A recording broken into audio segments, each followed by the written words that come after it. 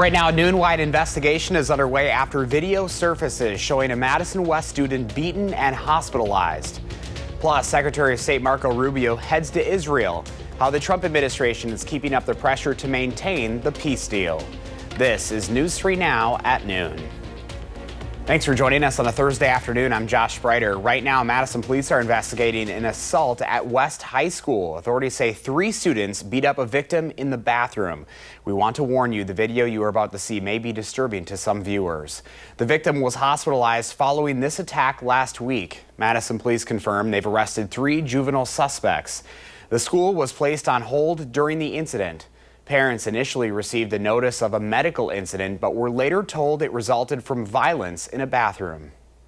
I want to make sure that every kid is safe, and we may have failed in that regard, or I feel I may have failed in that regard. The principal says staff and security guards monitor shared spaces. He says he can't discuss the victim's condition or discipline due to student privacy laws. School officials are examining ways to strengthen their supervision as the police investigation continues. Under the district's behavior plan, excessive physical aggression causing serious injury could lead to expulsion.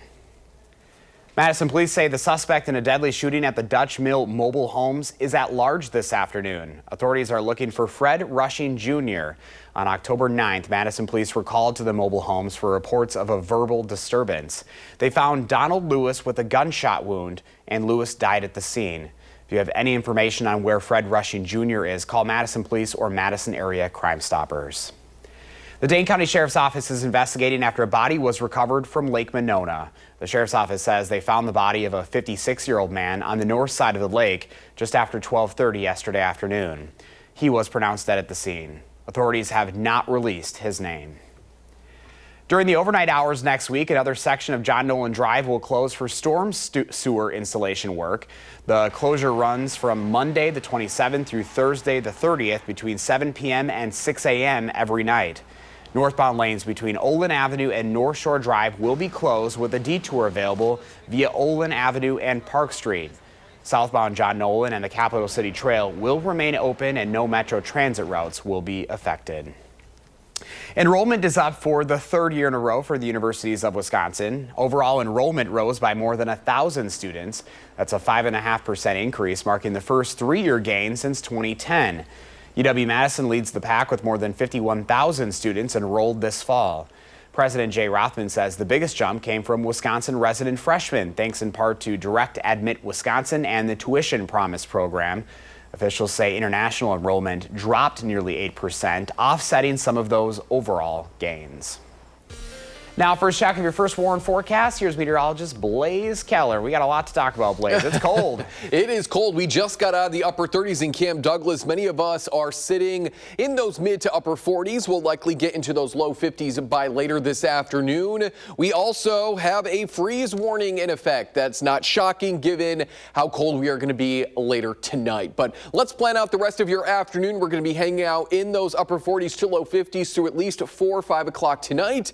And then we'll settle underneath clear conditions into those upper 20s to low 30s. We are in 30s, upper 30s that is, by about 9-10 o'clock tonight, and then we're going to cool on down even further than that. So we had frost advisories last night. This is a freeze warning. If you do have any plants outside, they are likely going to get damaged if you keep them outside. I moved mine in today.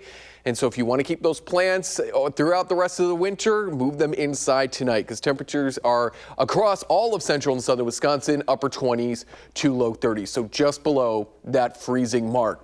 But this is the last really cold night in the extended forecast. We're looking at a warmer weekend. We'll take a look at just how warm we get, Josh. And of course, it is Thursday, so hopefully I can tell you guys the weather with a furry friend. We love Thursdays for that reason. All right, Blaze, thank you. Secretary of State Marco Rubio is in Israel today as the Trump administration tries to ensure the U.S. brokered peace deal between Israel and Hamas stays on track. The White House is also speaking out against a symbolic vote by Israel's parliament to annex the West Bank. Here's Natalie Brand. Vice President J.D. Vance left Israel today saying he feels optimistic about the ceasefire holding. I think that we're on a very good pathway. It's very early, but it's a good start. But he also criticized a symbolic vote by hardliners in the Israeli parliament to annex the West Bank, land Palestinians want for a future state. If it was a political stunt, it was a very stupid political stunt, and I personally take some insult to it.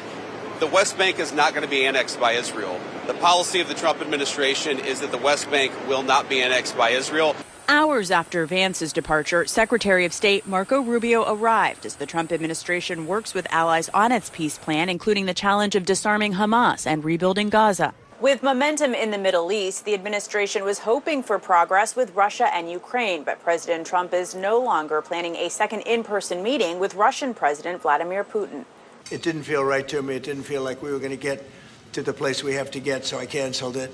Russian strikes this week targeted civilian sites, including a kindergarten in Ukraine's second largest city. The administration has now imposed new sanctions on Russia's two largest oil companies, saying it's the result of Russia's lack of a serious commitment to a peace process. I think that they'll certainly have an impact. They're massive sanctions. A Russian spokeswoman called the new sanctions counterproductive. Natalie Brand.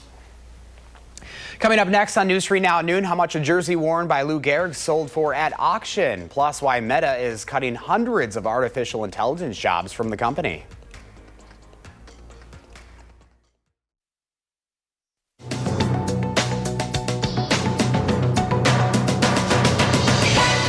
The U.S. gross national debt has surpassed $38 trillion for the first time ever, according to Treasury Department data. This as the federal government shutdown is now the second longest in U.S. history, spanning into day 23. Government shutdowns can boost the national debt because they delay economic activity and postpone fiscal decisions. A recent survey from the nonpartisan Peterson Foundation showed 81% of voters believe the national debt is an issue of concern. Facebook parent company Meta is cutting around 600 artificial intelligence jobs. The layoffs do not affect the company's new TBD lab unit, which Meta says is working on the company's next-generation foundation models. According to multiple news agencies, a company memo encourages workers affected by the cuts to apply for other jobs within Meta. And the jersey worn by Major League Baseball's Iron Horse, Lou Gehrig, in his final appearance at Yankee Stadium, sold for a whopping $2.7 million at Christie's auction house Wednesday. That's the highest amount ever paid for a piece of Gehrig memorabilia. Gehrig wore the jersey during Game 2 of the 1939 World Series, though he was on the bench due to his ALS diagnosis, the disease that would later carry his name. He died nearly 2 years later. That's your CBS News Money Watch report. For more, log on to CBSMoneyWatch.com. At the CBS Broadcast Center, I'm Jesse Mitchell. Here's a look at where the stock numbers are sitting at the noon hour. The Dow is up 132, NASDAQ up 190, and the S&P 500 also in the green at this hour, up 31. Pam has today's farm numbers straight ahead, plus Blaze is tracking the first warn forecast. Then later on Live at 4, it is Sober October. We're talking mocktails with some fun new recipes.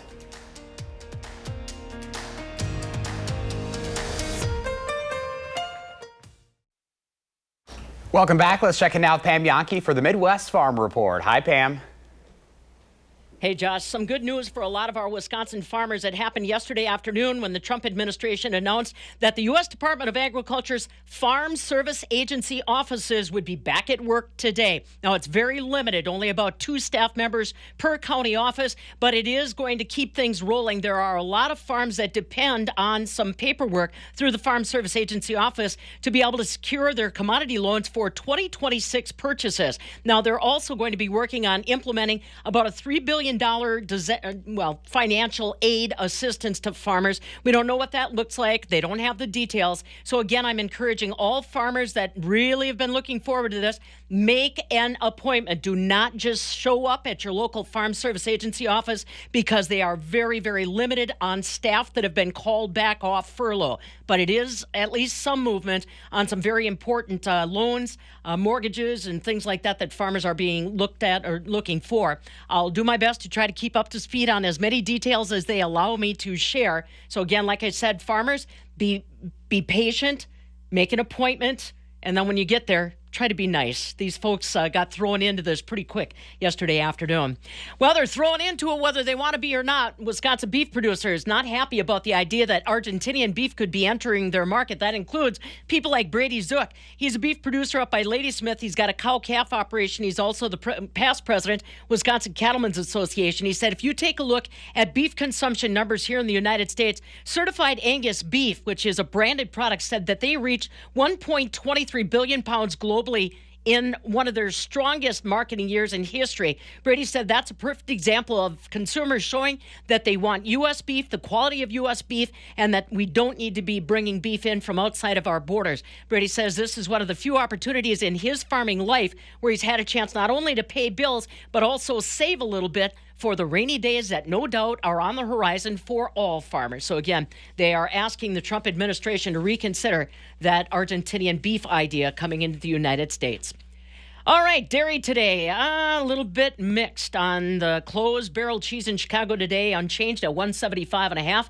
40-pound block cheese dropped a penny and a half, $172.5. The AA butter today up a penny and 3/4, $156.25 per pound. But Josh, I know there's a lot of farmers out there that have been very, very anxious about when they were going to find out, get answers from USDA and Farm Service Agency offices. Now you know that they're back in the office in a limited capacity. Just try to be polite, be patient, and let them get their bearings coming off of, 40 days of furlough or something like that? Yeah, we're getting there. With some news is better than no news, right? So we're getting closer. Yeah. All right, Yeah, right. Pam, thanks Exactly. for the good update today. We appreciate you. Well, happening tomorrow, we'll be handing out coats for kids, bringing our 2025 campaign to a close. From 4 p.m. to 6 p.m. on Friday, volunteers will be giving out nearly 5,000 coats to local families in need this year. The Boys and Girls Clubs of Dane County still needs volunteers to help sort, transfer, and distribute the coats. This will be happening at the McKenzie Family Club in Sun Prairie, the Erica and Anthony Fleming Club in Madison, and the Allied Family Center in Fitchburg. You can find more details through a link on channel3000.com.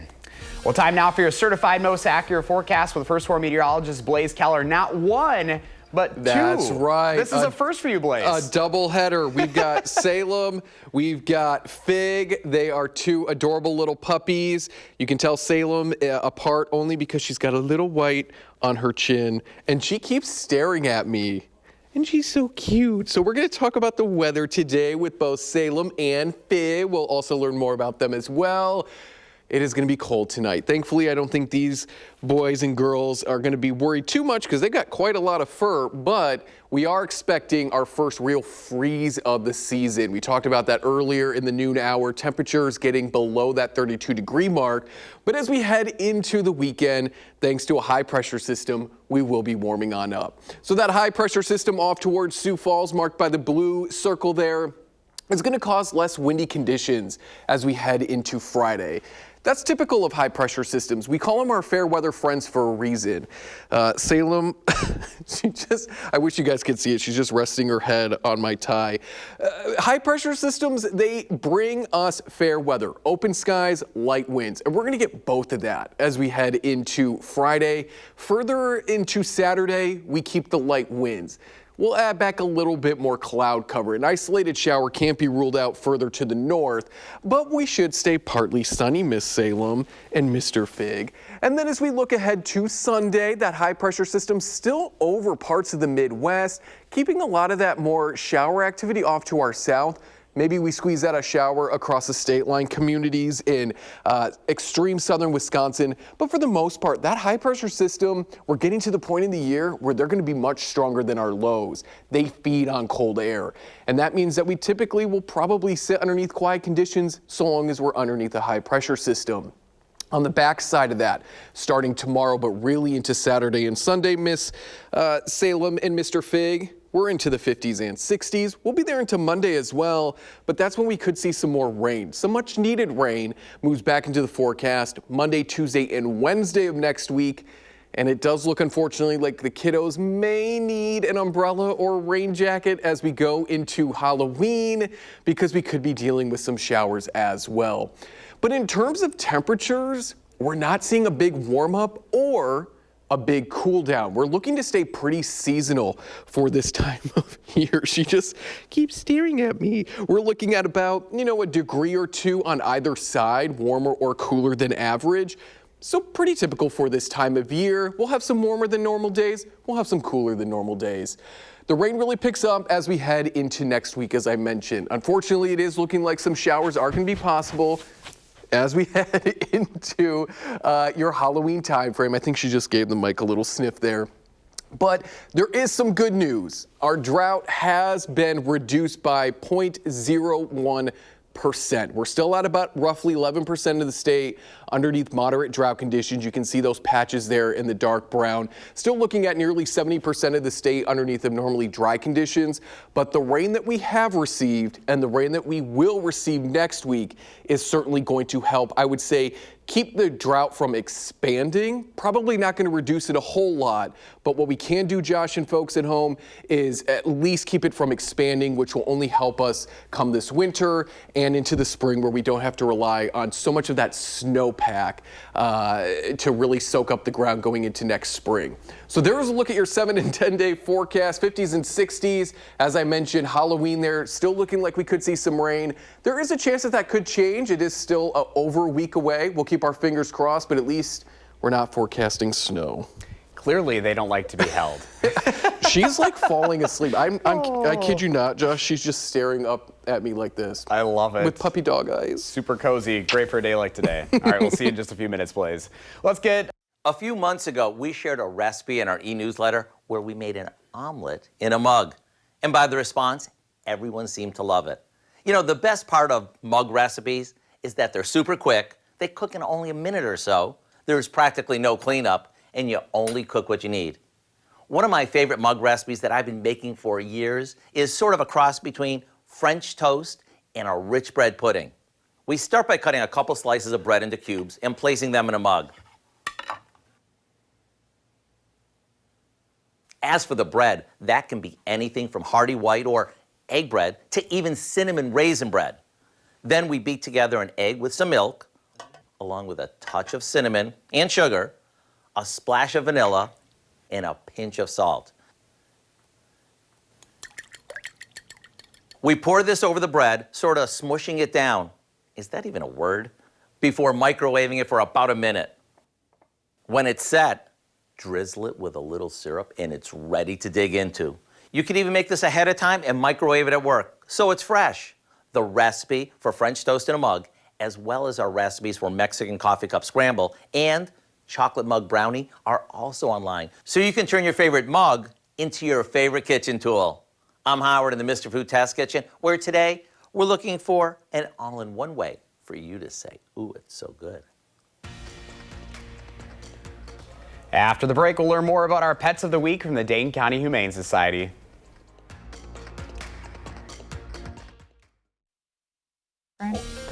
It is time for Potentially Yours. Lisa Bernard from Dane County Humane Society is here with our pets of the week, and oh my gosh, are they adorable. Oh, steal my heart, Oh, please. little cuddle bugs here too. I know, right? I mean, I feel bare. Yeah. I need a lap I friend know, too. you're feeling a little left out right now.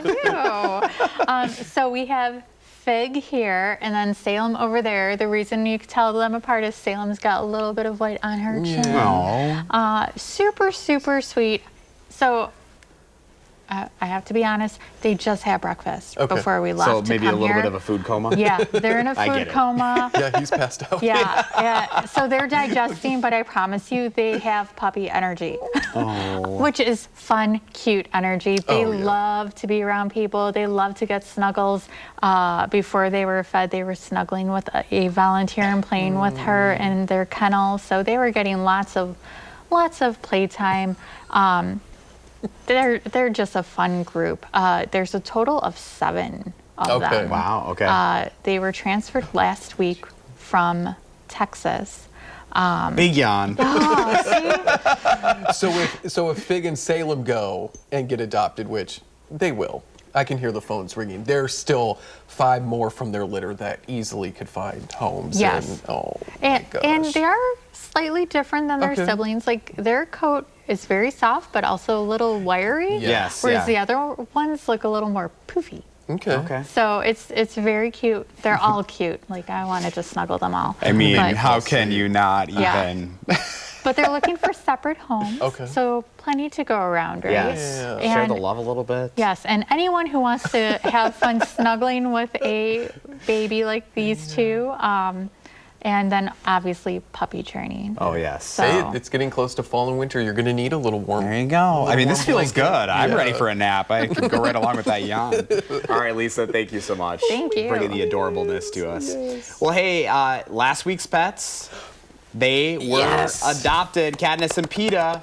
So we love to hear that. So if you'd like to adopt Fig, Salem, or checking out the other animals at the Dane County Humane Society, just go to giveshelter.org. There's the information all up there. We love giving pets a home here. It's what we're all about. The Yes. Lonely Hearts Club. Let's empty the shelter. It's for a good reason, and then It you get is. to get the love at home, right? Exactly. Thanks for watching News 3 Now at noon. Coming up next is The Bold and the Beautiful. Our next newscast is live at 4. And a reminder, you can always find us streaming 24/7 on Channel 3000+.